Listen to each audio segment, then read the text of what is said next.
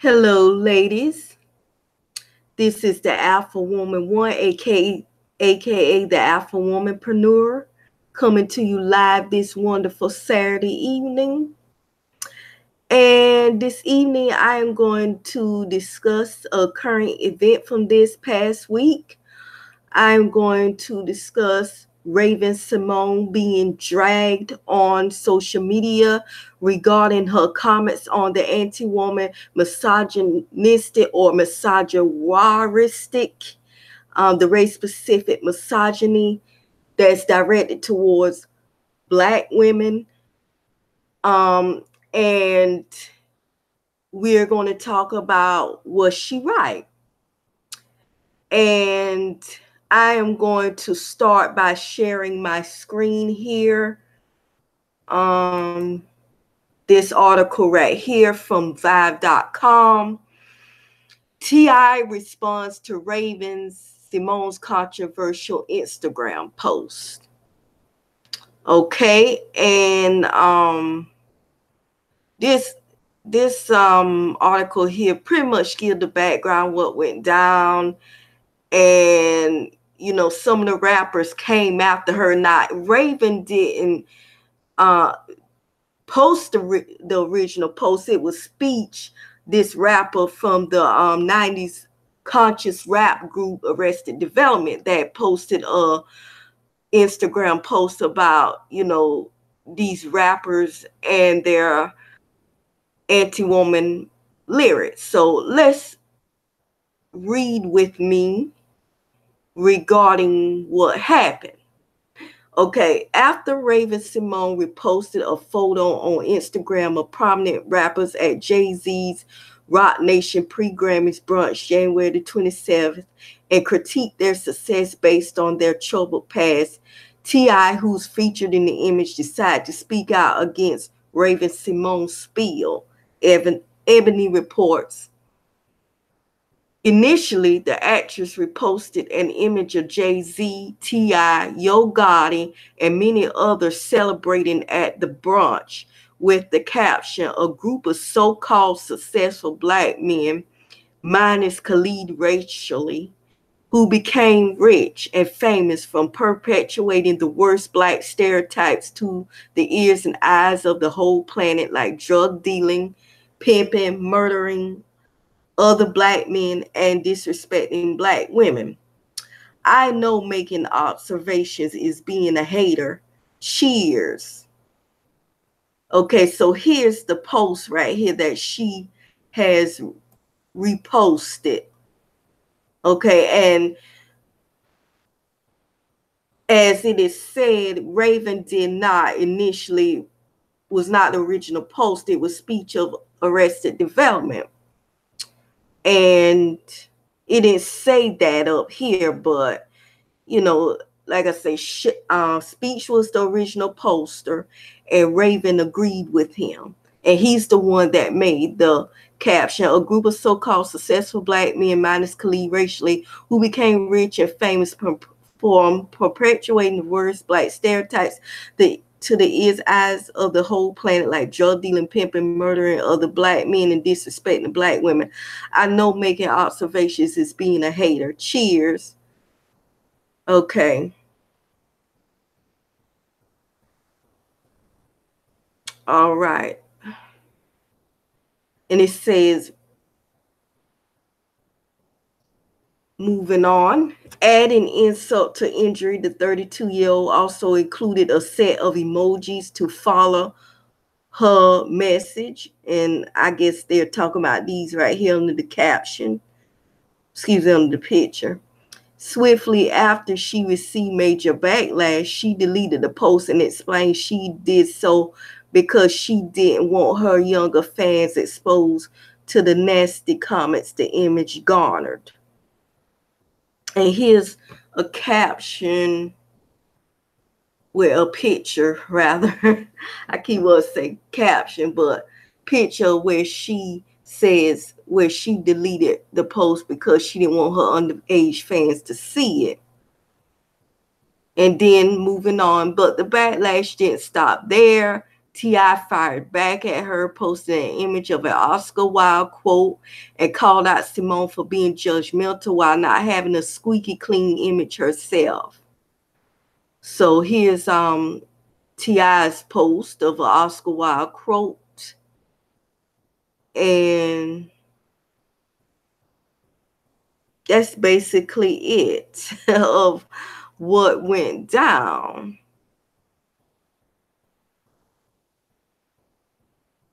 And here's another article. I'm switching over screens here. Raven Symone feels the internet's wrath after throwing shade at prolific rappers. Raven Symone is under fire for sharing sentiments about a host of prolific rappers and how they've obtained their success. The Disney star shared a post of MCs such as Jay-Z, T.I., and Diddy toasting during the 2018 Roc Nation brunch in NYC. A group of so-called successful black men minus DJ Khaled racially, who became rich and famous from perpetuating the worst black stereotypes in the ears and eyes of the whole planet, like drug dealing, pimping, murdering other black men, and disrespecting black women. Read the original post's caption, which was written by rapper Speech. Raven captioned her photo with emojis that implied she agrees with the sentiment. In Speech's original caption, he wrote, "It is imperative that we don't lose sight of the simple truth. These men were congratulated by white supremacist culture for degrading black men and women, portraying us as disposable, as cockroach within their lyrics." The Shade Room reposted Symone's now deleted post, which prompted many to go in on the former The View host. How are you going to criticize a sample of artists who had to turn hardships and systematic oppression into marketable tracks, echoing the struggle witness, leading to a larger awareness and push towards social change? Wrote one user, while another wrote, "I thought we canceled her a long time ago." Others seem to agree with the actress, stating that she indeed had a point. She usually sticks her own foot in her mouth. But on this statement, before people get mad, they should ask themselves, is she speaking the truth? Wrote a follower of TSR. What do you think? Did Speech of Raven have points? Sound off in the comments. Okay, so this particular Vibe article here, talk more about, Speech's, part in posting the original post. And like I said, after that, Raven agreed with him and reposted the post. And now I saw in one other article where one rapper, I believe it was T.I., I'm not sure, it's somewhere, but they did criticize Speech too. But what many people find, interesting is how Raven was gone after harder than Speech.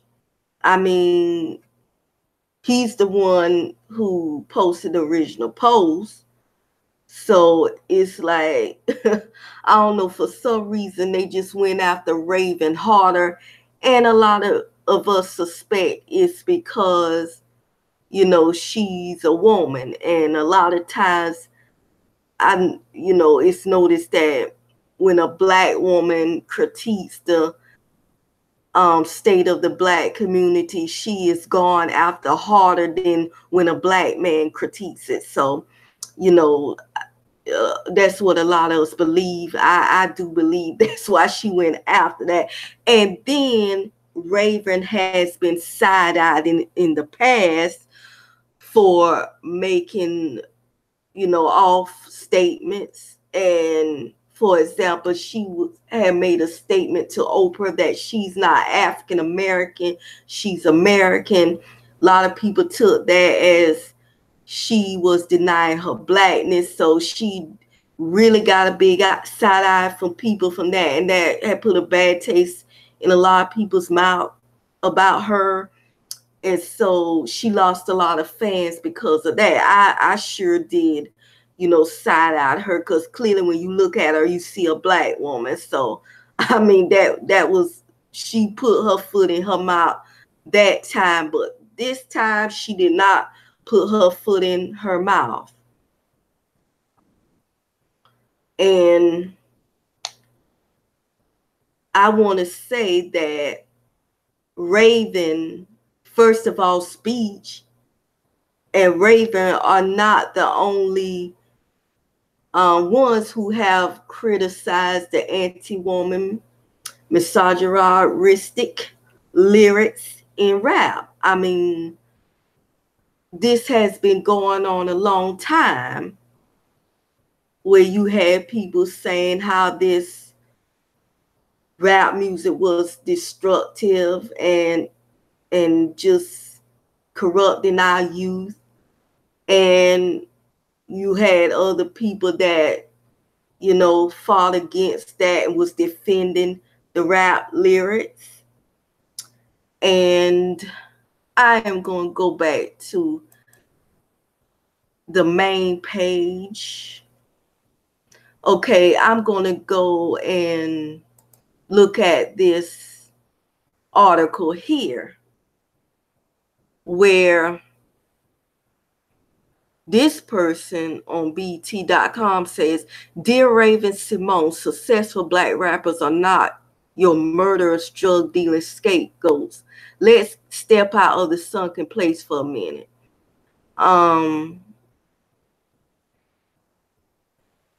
Now, I've read this article, and I have to say that I do not agree with the writer of this article. I mean, how was Raven wrong?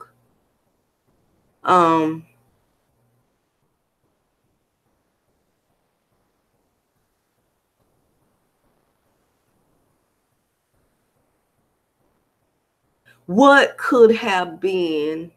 Should I start here? Let me see. Because I'm not going to read this whole article. I'm just going to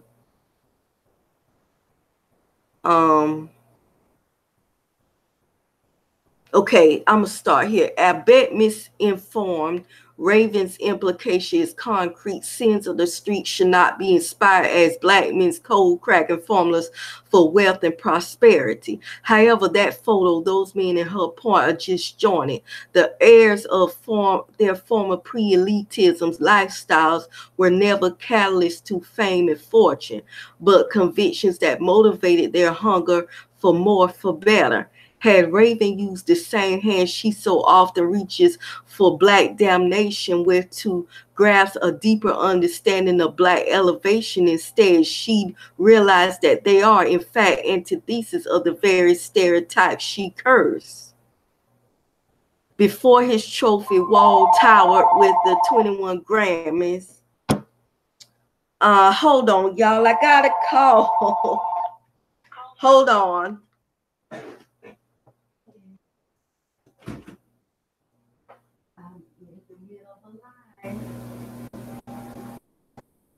I'm on the live video. I'll call you back.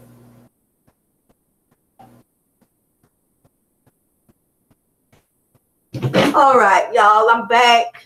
The phone always want to ring when I'm on a live. Okay, starting where I left off, slanging dope. No, I start right here. Before his trophy wall towered the 21 Grammys and his bank account flooded with the multi-millions, Jay-Z's Marcy Project's upbringing afforded him nothing more than a hard knock life. Slanging dope and running the slums of Brooklyn granted him all the hood riches the streets have to offer. However, it will only take him so far. After shooting his own brother over stolen jewelry at 12 years old and serving 3 years probation for stabbing one of his industry affiliates at 30, 48, Hov laments, but does not hide his hustler's history. Instead, he pours regret over it in tracks like Kill Jay-Z from his landmark Opus 444. He secures college trust funds for young Black children suffering the loss of a parent, a reality that's far too common familiar in disadvantaged communities. He sits down with political stakeholders like Governor Andrew Cuomo of his New York stomping grounds to urge criminal justice reform, the same grounds he escaped from and witnessed the suffering of Black citizens at the hands of institutional racism. Another glass raiser in the photo, Atlanta's king of the South tip isn't far off. The rubber band man ditched his high school graduation cap for a head start in the drug workforce, hustling narcotics and piling street profits by the pound even before the age of 14. Amid several drug and weapons arrests throughout his rap tenure, though, Tip has also used his clout to bolster advancements of not only the Black community, but other important causes. In 2010, Tip established For the Love of Our Fathers to raise awareness of Alzheimer's disease and launch his Give Like a King campaign to aid America's veterans' homelessness population and lack whole regrets of his previous lifestyle, found an outlet in his lyricism for reflection rather than raving. Okay, and here's the lyrics from that song where he regrets his past transgressions. And we're talking about T.I. now. Mistakes made on this road to wealth. I still ain't forgave myself. What I am today. I made myself, but I still ain't forgave myself for running to the grave, getting closer to death. I still ain't forgave myself. For anyone who ever wondered how I felt, I still ain't forgave myself. 2001, still ain't forgave myself. So you see, Raven, the reality for street-bred Black men kicking down America's doors to prosperity, art and Disney fairy tales, America's post-racial society magic promised. Jay-Z, T.I. Diddy, Swiss Beats, Jim Jones, Yo Gotti, and the other rap luminaries you lazily typecasted into America's villain circle are still deserving of spaces in art, music, literature, and expression. Flaws of a sinner's past and all. A more palpable foundation for which your rationale could have stood on might have been white America's disgraceful Black male incarceration rate, which imprisons them at 6 times the rate of white men, or how marijuana arrests, which Black men are also arrested for more than any other racial group, outnumber arrests made for violent crimes. Maybe then, before you scapegoated all of America's problems onto hip-hop, you might fathom what it took for America to box rap's Blackness into drug dealing, women disrespect, and ruthless murder music, and what it means for these men to bring the Black community out of it. Okay, so this was this author's opinion of Raven's statement. Now, notice she hasn't, went after speech. She just went after Raven, right? Which I just don't understand. And it ain't like Speech and Raven were wrong. And I want to make her and I want to say something about her statement about making these rappers scapegoats. Now, I remember a while ago on some radio show, those little radio shows like Doug Banks and Ricky Smiley stuff that come on in the morning. A lot of us listen to them going to school and going to work, where someone stated that, and that was around the time, that was in the early 2000s when the FBI was like doing like investigations on these rappers because of all those violent, gangster, and misogynistic lyrics. And you had someone say that most of these rappers wasn't, gangbanging. They weren't gangsters in real life.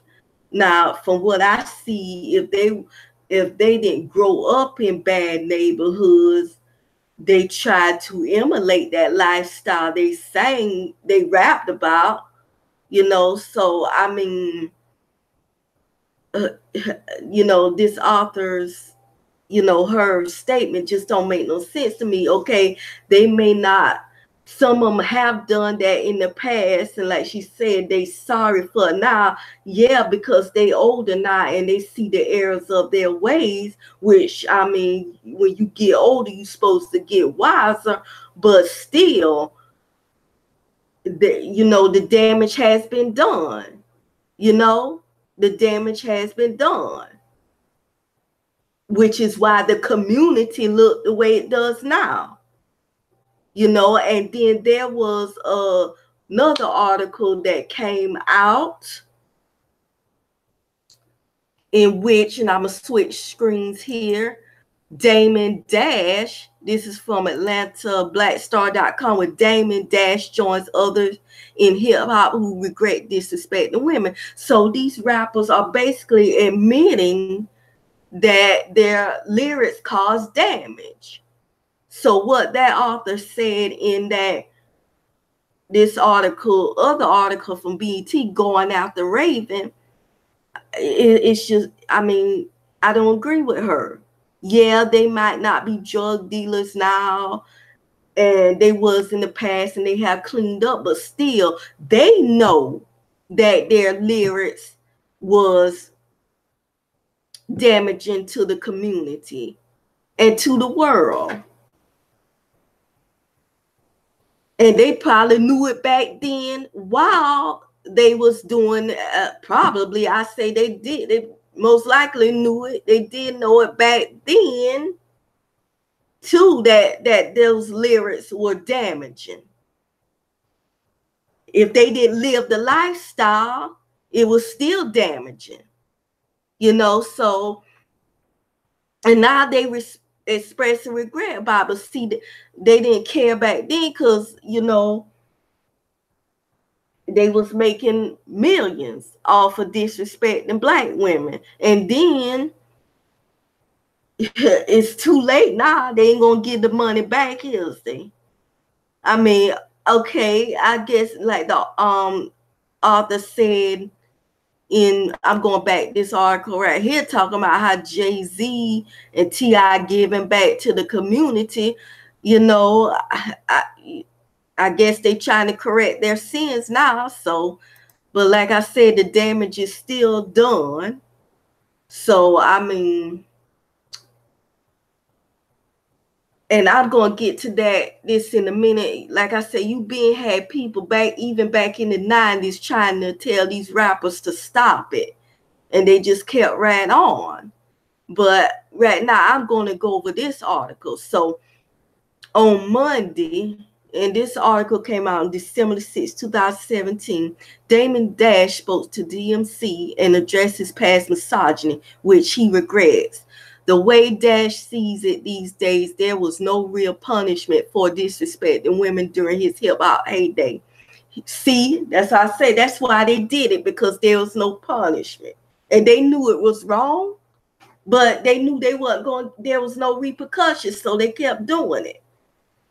He also talked about the video for Jay-Z's 2000 cut Big Pimpin', where Dash poured a bottle of champagne on one of his female extras.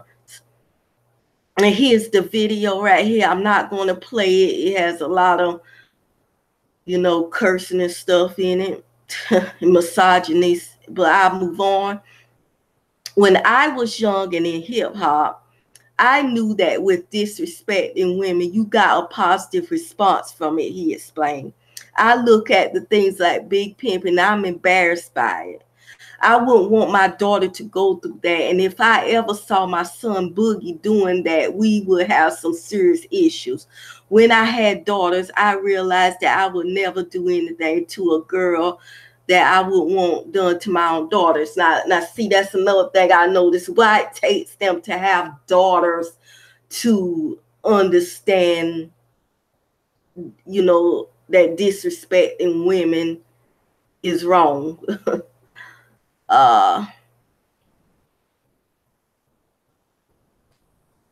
Jay-Z expressed regret about Big Pimpin' as well. He did it during a 2010 interview with the Wall Street Journal around the time he was promoting his book Decoded. I'm going to start right there now.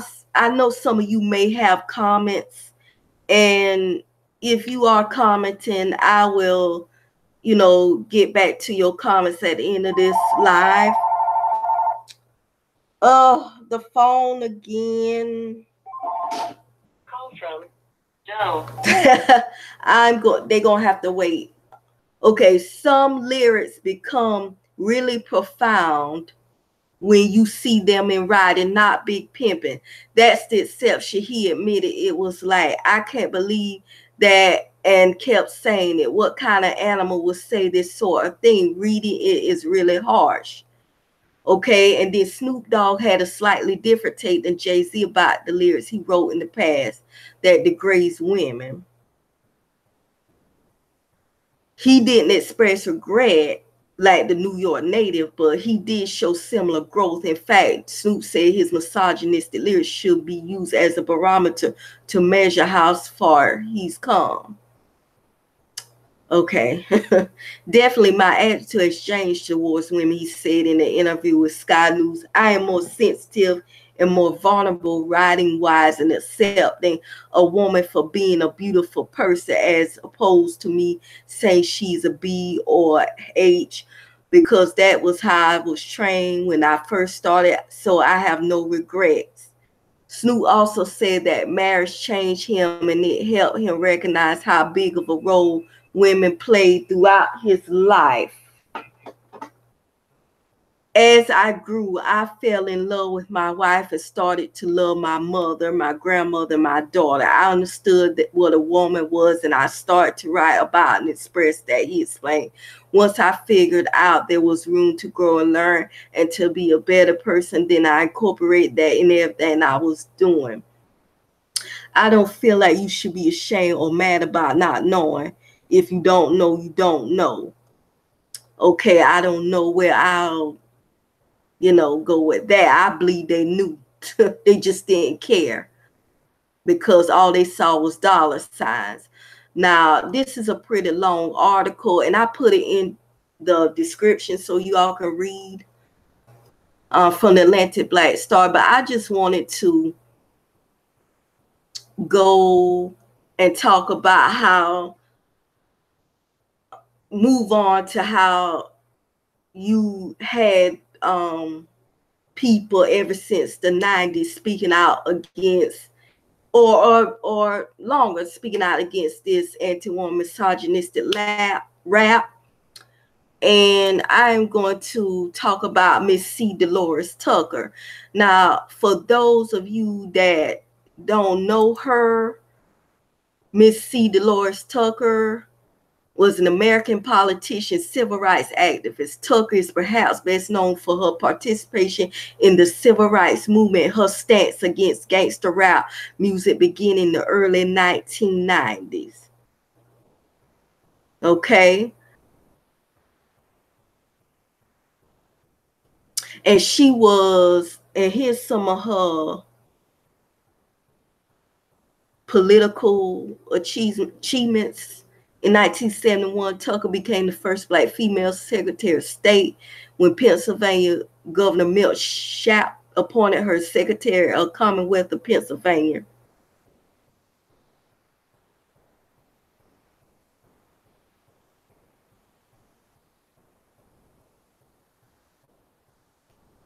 And I'm going to go back later to this part about her, crusade against rap music. But I want to go to this YouTube clip right here. C. Delores Tucker, Crusader Against Rap in 1993. And let's watch this. Now we want to hear from the president of the National Congress of Black Political Women, which I had something to do when it was founded, who helped to found it, who has had a distinguished political career in her own right and has of late been taking the lead on this issue of violence against women see Delores Tucker. Let's bring on. First of all, I want to say that Reverend Jesse Jackson and the National Rainbow Coalition are to be commended for their foresight in addressing the #1 domestic problem in this nation, violence in America. The National Political Congress of Black Women is a nonprofit, nonpartisan organization created in 1984 at the suggestion of Reverend Jackson at the 1984 Democratic National Convention to empower African American women economically and politically. Its founding members do include some of the most prominent and concerned women in America, including Mary Berry and Dr. Dorothy Height, our mayor of this city, Alexis Sherman, Dr. Gloria A. Toot, Jewel Jackson McCabe, Reverend Willie Barrow, Congress Maxine Waters, Eleanor Holmes, Norton, Curtis Collins, and Congresswoman Barbara Rose Collins. We embrace and salute the goals of this conference. Today, we have all come together to join forces to address the issue of violence in the nation. A violence which has decimated our communities, devastated our families, and destroyed the souls of so many of our youth. It is imperative that we stop the agendas that are not too relevant as this, that we stop pondering over the issue of space exploration, that we stop debating whose diary we should publicize, that we stop arguing over what choices each lifestyle has. For today, we must be serious about this serious situation, this plague, this death to our society. Our greatest fear right here in America is not from hurricanes or earthquakes, not from disease or war, but from violence one against the other. We must understand clearly that violence comes in many forms and is acted upon by many sources. Whether we are talking about physical violence, spiritual violence, economic violence, or sexual violence, the end result is the same, the destruction of human life. Enough is enough.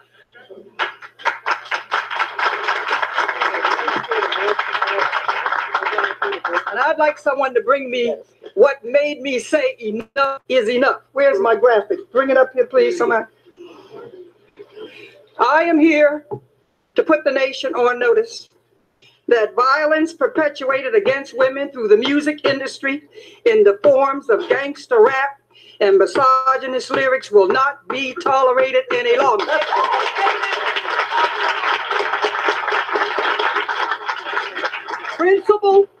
Principle must come before profit. A year ago, I established the National Political Congress of Black Women's Entertainment Commission, headed by Dionne Warwick, Melba Moore, Terry Rossi of Billboard magazine, and Vaughn Alexander, our director. It had one primary goal: the task of examining and developing strategies and solutions for reshaping and maintaining positive images to preserve the dignity and the heritage of our youth.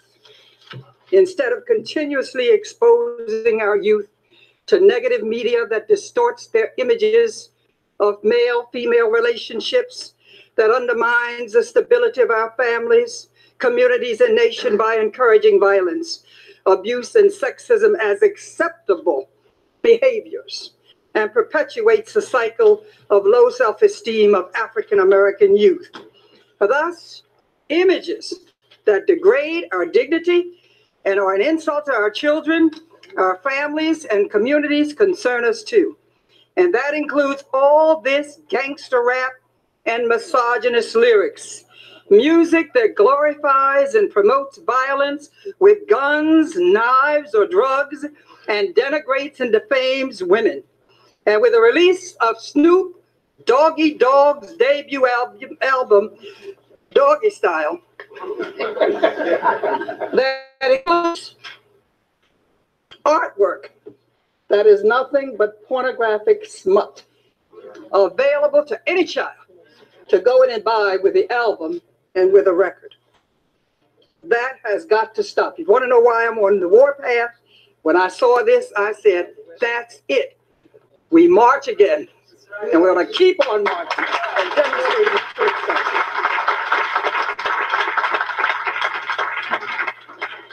For 400 years, prophet came before principle, as black women bore the brunt of slave masters' degradation. But even through the Middle Passage, the peculiar institution of slavery, the spirit of black women and their families could not be broken. Today, however, through the lyrics of rappers who display no respect for women, no respect for families, and little respect for themselves, the souls of our sisters are being destroyed, and so too their progeny. All of us have watched as the industry have grown. We have watched not really knowing, not really understanding, not first realizing the damage that is inherent in what some thought were merely words. Now we see the direct and indirect effects. We see the rise in murders, in abuse, in batterings, teen prostitution, and teen suicide. We hear the wailing mothers, the grieving sisters, the tormented brothers and fathers and children planning their own funerals with pink caskets. We feel their hopelessness and helplessness, and we embrace their pain. Yet in the midst of these tragedies, others still want to argue about the First Amendment right to freedom of speech, a freedom they have embraced to call African American women hoes and bitches and sluts and even worse. As I see it, there are three things wrong with gangster rap and misogynist lyrics. It is obscene, it is obscene, it is obscene.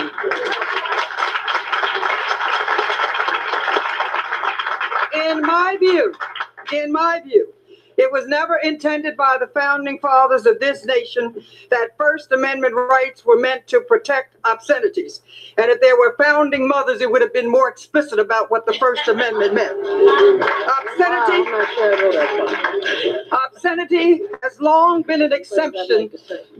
Obscenity, and we have the Attorney General here, I believe it's right. Obscenity has long been an exception to free speech. If the filth that is portrayed in these gangster rap videos and art is not obscene, then I submit that nothing is obscene. In 1992, the Canadian Supreme Court ruled that it was more important to ban speech that is dehumanizing to women than to protect free speech. African American women have always been the protector and nurturers of their homes, their families, and their communities. We march for our rights to Selma. I was there with Dr. King. We're beaten with billy clubs and we're bitten with dogs unleashed by bull connors. We will not tolerate injustice and insults from our worst enemies then, and we sure ain't going to accept insults from our youth now. All right. Okay. Although the MPCBW condemns the actions of those young people who produce such music, we also realize that we must provide other channels for them to use these multiple talents they have in a positive and wholesome way. After all, they are not the root causes of the complex socioeconomic forces that are manifested in such vile entertainment. Those problems were there long before many of them were born. Those problems must be addressed if the communities that produce those gangster rappers are to survive and thrive. We know some of the problems, and now on behalf of NPCBW, I will offer up some solutions so that we can help turn this nation around and communities around. First of all, we must use all means possible to eradicate and ban the sale of illegal guns. We must remove guns from the hands of our children and our gangsters who are so proud of the power of the gun. That's number one. Number two, we must reinvent our educational system to include more vocational training to provide a successful transition between school and work for those who will not continue to go on to college. We must extend the school hours in the school year so that latchkey children teachers will be from their schools instead of from the street. We must provide. Okay, so I'm going to stop there and go back to this page. Now, you heard Mrs. C. Delores Tucker, her views on gangster rap. And I'm going to go back to a Wikipedia bio. And she too, but in a worse way, was attacked for her views against these misogynistic anti-woman rap lyrics. And it says here, Tucker dedicated much of the last few years of her life to condemning sexually explicit lyrics in rap and hip-hop tracks, citing the concern that the lyrics were misogynistic and threatened the moral foundation of the African-American community. Called narrow-minded by some rappers who often mention her in her lyrics. Tucker picketed stores that sold rap music and brought stock in Sony, Time Warner, and other companies in order to protest hip-hop at their shareholders' meetings. Now, she really went to great extent to stop this anti-woman music. She also fought against the NAACP's decision to nominate late rapper Tupac Shakur for one of its Image Awards and filed a $10 million lawsuit against his estate for comments that the rapper made in his song, How Do You Want It? On the album, All Eyes on Me, in which Shakur rapped, see Delores Tucker use her MF, and instead of you trying to help her N-word, you destroy brother. Bend over, let me clean out that gutter. In her lawsuit, Tucker claimed that comments in this song and on the track Wonder Why They Call You a B from the same album inflicted emotional distress, were slanderous, and invaded her privacy. This case was eventually dismissed. Now, I have to say, when I saw that Tupac made those lyrics about C. Delores Tucker, I was disappointed because, I just think Tupac, with his background, his mom raised him better than that. I just, maybe you don't think so, but I really feel, he just strayed from his upbringing. I just don't see his mom condoning that and teaching him to disrespect women. But moving on, other rappers have taken similar stances. In his song Church of Thugs, the gang raps, I've got more hatred in my soul than Pat had for Delores Tucker. Jay-Z chimes in as well with the lines, I don't care if you see Delores Tucker or you're Bill O'Reilly, you only riling me up, from his Black album's Thread. Little Kim, a woman, also referenced her in a leftover track entitled Rockin' It from her second studio album. Kim raps, see Delores T, screw her, I never knew her. After Tucker dubbed her music as gangster, porno rap, and filth. Much of KRS-One and Channel Live's Free Mumia is a direct criticism of what the MCs see as Tucker's misplaced energy. Lil Wayne, okay, so you had KRS-One defending it too, okay. Lil Wayne also referenced her in his leftover song, $1 Million Baby, rapping, can't be banned, I'm sorry, Miss Delores. Tucker later went on to serve on the advisory board of Parents Television Council until her death in 2005. Okay, so that was Miss C. Delores Tucker views on gangster rap. As you see, she was, going hard, to stop this anti-woman misogynistic rap. So, and this conversation is still going on today. And then I saw another article saying, was she right? And I'm going to go back to that. Was C. Delores Tucker right? I'm going to click on that. So basically, this is like 2 years after she passed, a year and 4 months after she passed, now they want to say that she was right. And I have placed this article in the description. But I will close out now and say that,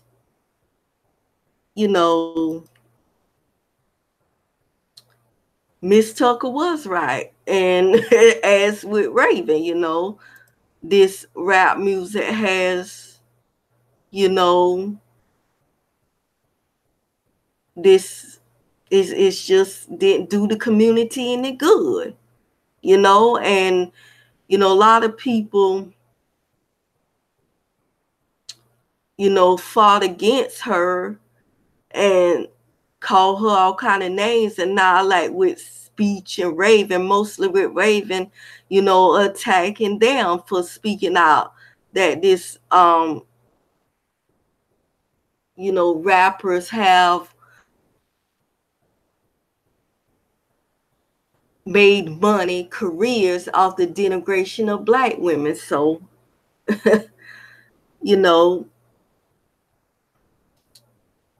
anybody that argues otherwise, I don't know what to say. I mean, there's just no excuse for this. And like it is stated in this article right here, the rappers themselves are regretful. So, I mean, that tells you right there that Miss C. Delores Tucker is right, and now Raven is right, and Speech. So, I mean, so you just can't dispute what they've said. And I'm getting ready to close out now. That's my commentary on Raven Symone being dragged on social media. I don't understand the purpose of her being dragged. I mean, she had a right to her own opinion. I know some of her opinions in the past were messed up, and they were, but she was on point with this one. But that's my opinion of it. Like, share, comment, and subscribe. And I'll talk to you ladies soon. Bye-bye.